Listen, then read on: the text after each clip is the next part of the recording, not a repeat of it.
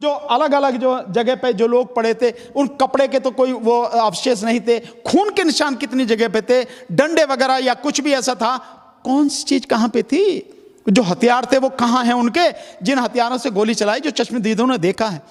ये सब होना चाहिए था, हुआ नहीं।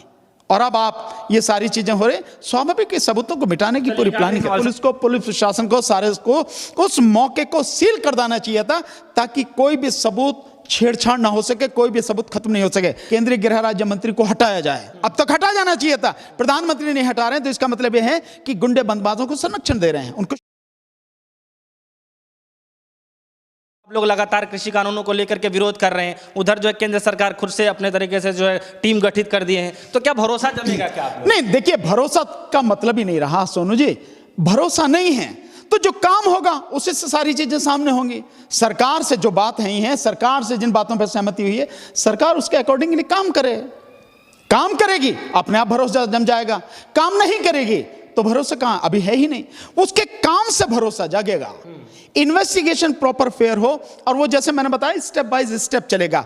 पहले केंद्रीय मंत्रिमंडल से केंद्रीय गृह राज्य मंत्री को हटाया जाए, अब तक हटा जाना चाहिए था। प्रधानमंत्री नहीं हटा रहे हैं, तो इसका मतलब यह है कि गुंडे बंदबाजों को संरक्षण दे रहे हैं, उनको शह दे रहे हैं।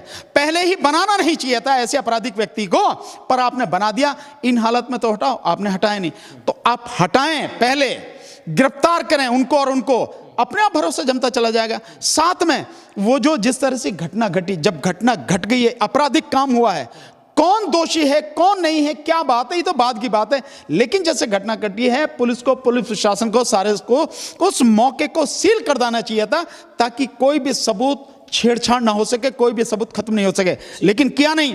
कहां खून पड़ा था, जो जिस तरह से गाड़ी चढ़ी, उसके गाड़ी के निशान, पहियों के निशान, गाड़ी की स्थिति कहां थी, जो नीचे उनके दबने से रेत पे, मिट्टी पे जहां भी उनके निशान आए, घास है, कहीं से जली है, कहीं से टूटी है, कहीं से उखड़ी है, और कहां वो जो अलग अलग जो जगह पे जो लोग पड़े थे, उन कपड़े के तो कोई वो अवशेष नहीं थे। खून के निशान कितनी जगह पे थे, डंडे वगैरह या कुछ भी ऐसा था, कौन सी चीज कहां पे थी, जो हथियार थे वो कहां हैं उनके, जिन हथियारों से गोली चलाई, जो चश्मदीदों ने देखा है। ये सब होना चाहिए था, हुआ नहीं। और अब आप ये सारी चीजें हो रही, स्वाभाविक सबूतों को मिटाने की पूरी प्लानिंग है। सर, आप वहां पे 3 दिन रह करके आए, वहां का माहौल कैसे देख रहे हैं सर? पूरा देखिए, वहां का माहौल बहुत दुखपूर्ण है। इतने जवान साथी, बच्चे ही हैं वो, हमारे बीच से चले गए, और इतनी बुरी तरह से उनका बेरहमी से कत्ल किया गया। तो वो जो सारी चीजें हैं, बहुत दुख का माहौल है, और साथ में बहुत गुस्से का माहौल है, और इतना जबरदस्त विरोध। आप केवल किसानों की बात मत करिए, आम जनता में, क्योंकि आप देखिए जहां पे ये सारी घटना हुई है, वो जो इलाका है लखीमपुर खीरी का, और वहां से लेके बहराइच तक, वो तकरीबन 200 किलोमीटर का रास्ता है। हम सब गए, सारे काफले में 25-30-35 गाड़ियां जो शामिल थी, माननीय राकेश टिकैत साहब और हम सब लोग साथ में थे। वहां से वहां तक गए, जगह जगह लोग मिले हैं, लोगों से बात हुई है। लोगों का रोष, आम आदमी का रोष, आप छोड़िए किसानों की बात, जो आम आदमी है, चाहे शहर का है चाहे गांव का है, सामान्य व्यक्ति जो है, इतना इस बात से स्तब्ध है, दुखी है, और इस तरह से गुस्से में है कि नहीं भाई, बहुत हो गई, अति हो गई, अब ये सरकार बर्दाश्त नहीं होगी। और मैं विश्वास के साथ कह सकता हूं, ये जो सारी चीजें आने वाले इस चुनाव में उत्तर प्रदेश के में बीजेपी के लिए इतना जबरदस्त, इस विरोध से जो लोगों में रोष है, वो परिणाम उनके विरोध में जाएगा, उन्हें कल्पना नहीं है। बीजेपी का सुपड़ा साफ होगा।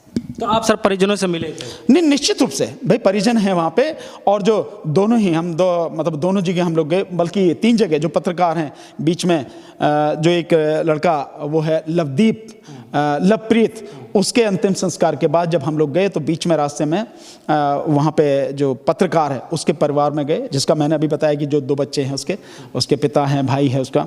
और उसके बाद फिर हम आगे बहराइच में वहाँ पे गए। नानपारा एक जगह है जहाँ पे वो गांव है, उसमें जहाँ उस लड़के का दोबारा पोस्टमार्टम हुआ। मतलब सब लोगों से मिले वहाँ, आम आदमी, गांव के लोग, सारे सब कुछ।